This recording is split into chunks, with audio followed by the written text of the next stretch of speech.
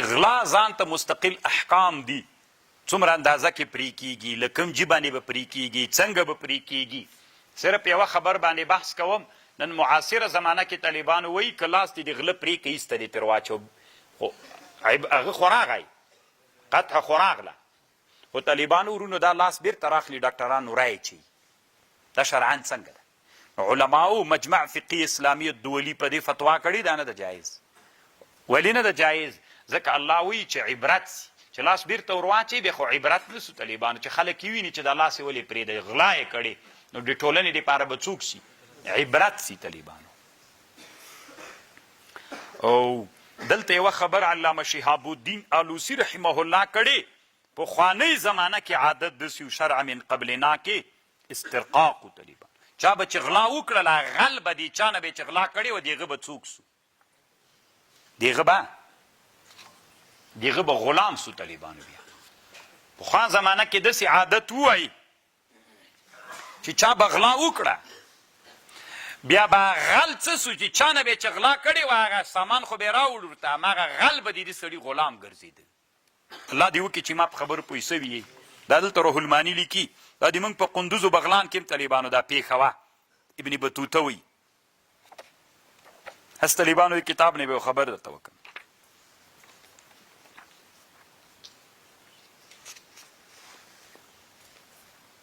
من الخراسان الى الهند، دی چې کله طالبانو له خراسان نه هند ته راځي، په هغه زمانه کې لاره د اندرابو د پنشیر لاره وه. نو دی چې په دې لاره باندې راځي نو بیا هغه ته راغلی ده، بغلان ته راغلی، بغلان و قندوز. دی وی فنزلنا بقندوز على نهر ماء به زاوية لأحد الشيوخ الفقراء من أهل مصر يسمى بشيرشاه معناه ذلك اسد الاسود. کله چې قندوز ته راغلو خو هغه زمانه کې قندوز یو کلی ده طالبانو، بغلان هم یو کلی ده، قندوز هم یو کلی ده. 200 کاله مخکې راغلی طالبانو. هلته انسانان چې داسې ټول کټو، موږ تاسې 50 کاله مخکې نه وو، تنه یې موږ پلرونه ول، 50 کاله مخکې پلرونه هم نه وو، تنه نیکونو کلي څومره وړکي کېږي که نه. چې قندوز ته راغللو بیا په قندوز کې طالبانو په بغلانو په قندوز کې موږ اراده درلودله چې پکې هندوکش باندې هند ته راواوړو، له خراسان نه هند ته د دندرابونو لار باندې. وی چې راوښتلو واورې ډېرې پرتې وې، په سرلی سوی وو خو واورې ډېرې پرتې وې. خلکو ویلې چې واورو لاسه نه سئ تللی. بیا مو وایي داسې چلو که 40 ورځې دلته پاتې سولو. نو دا ډېر شنې ساحې ولې وایي طالبان، ډېر شنه وطنونه ول. نو بیا دلته وایي عادت او دې جي کې طالبانو چې خلک اوسېدل ترک ول، دا ترکستان و طالبانو پخوانی که نه، دا پښتانه خو اوس دغو طرفونو ته تللي دي. وی دلته ترک اوسېدل. وی چې کله موږ دلته هغه سولو وایي دې خلکو کې عادت دا و چې چا به یې غلا وکړله نو یا به یې 9 چنده د غلا شی ورکاو، یا به طالبانو دغه اولادونه د غلامان ګرځول، او که اولادونه به یې نه درلودل، مال به یې نه درلودل، بیا به د سړی حلالاو طالبان. داسې عادتونه په قندوز و په بغلان کې ول طالبان. دا چې ابن بطوطه راغلی طالبانو. بیا چې کله دې لاره باندې اصل مقصد مې دا و طالبانو ورونو چې هغه ښیي.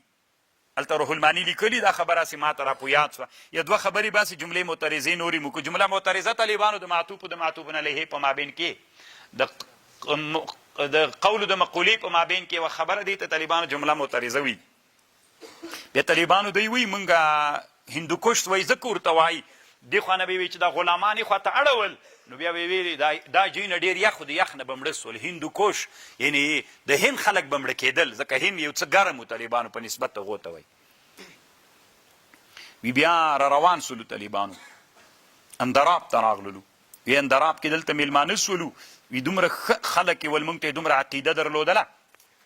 وایي موږ چې لاسونه ومینځل، موږ قافله و لوی ډېر علما ول، وی دا لاسونه چې لمچکې ومینځل دا اوبه دوی وچکلې. دومره عقیده د خلکو درلودله. اندراب خلکو صفت کوي. بیا طالبانو وی همداسې راغللو یو بلې منطقې ته راکته، ثم نزلنا بموضع، اندراب نه بل ساحې ته راکتستلو، بموضع یعرف ببنجهیر، 5 هیر وایي غره ته وایي، 5 غرونه، دلته 5 غټ غرونه دي، 5 جبال. هناك مدينة حسنة كثيرة العمار على نهر عظيم أرزق كأنه بحر ينزل من جبال بدخشان، وبهذا الجبال يوجد الياقوت الذي يعرفه الناس ببلخش یاقوت ته بلخش وی اصل کې دا بدخشان هم طالبانو بلخشان ده وخرب هذا البلاد چنگیز خان دا جینوی له پنشیرو دا بیا وران کړي دي فلم تعمر بعد وبهذا المدینه مزار شیخ سعید المکی بیا طالبانو هم داسې راځه پروان ته راغلی ده بروان بیا طالبانو کابل ته راکته سوی ده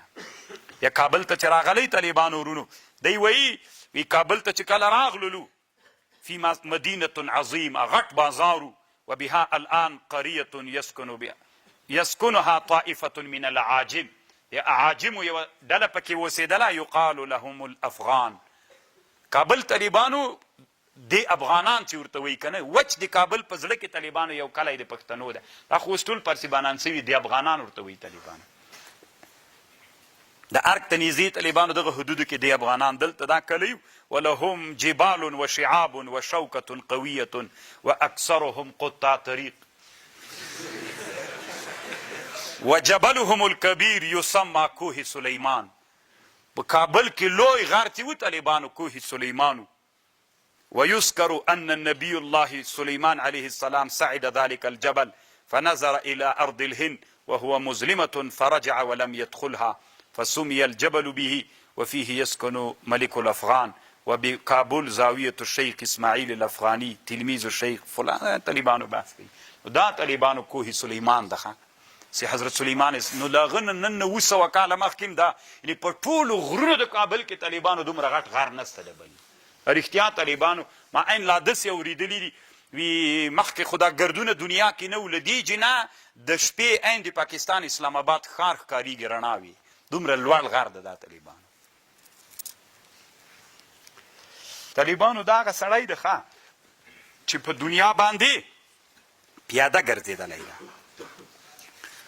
په دنیا پیاده ګرځېدلی کومو ځایونو ته چې ورغلی د هغه څوک یې کړی ده بحث یې کړی طالبانو خو دلته یوه خبر طالبانو دا کتاب چې سړی ګوري باید ما تاسې ته ویلي طالبانو چې کتاب ګوري تقلیدي به یې نه ګوري څوک به یې ګوري تحقیقي به یې ګوري زه به یوه خبر درته کوم هسې راپو یاد سو طالبانو ورونو دی چې کله له پنجشیر نه راکښته سوی بروان ته راغلی طالبانو چې دا اوس پروان دی ورته وایي دې چې ته چې راغلی طالبانو ورونو د چې کومه نقشه هم جوړه کړې طالبانو دا نقشه یې غلطه جوړه کړې ده زه طالبانو دا حق لرم ځکه د امام ځکه د طالبانو ده خو بیا کتاب جوړ کړی ده چې بیرته وطن ته تللی کتاب یې جوړ کړی خو دی غلط سوی طالبانو د نقشه داسې جوړه کړې له بغلان نه بروان ته راغلی له بروان نه چرخ ته راغلی طالبانو له چرخ نه بیرته کابل ته راغلی بیا غزني ته تللی طالبانو دا صحیح نه ده طالبانو دا غلط سوی ده اصل کې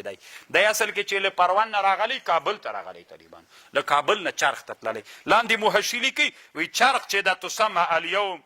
حشنغر بالقرب من بشاور دا حشنغر څه ده طالبانو چې دا اوس هغه ورته وایي پاکستان کې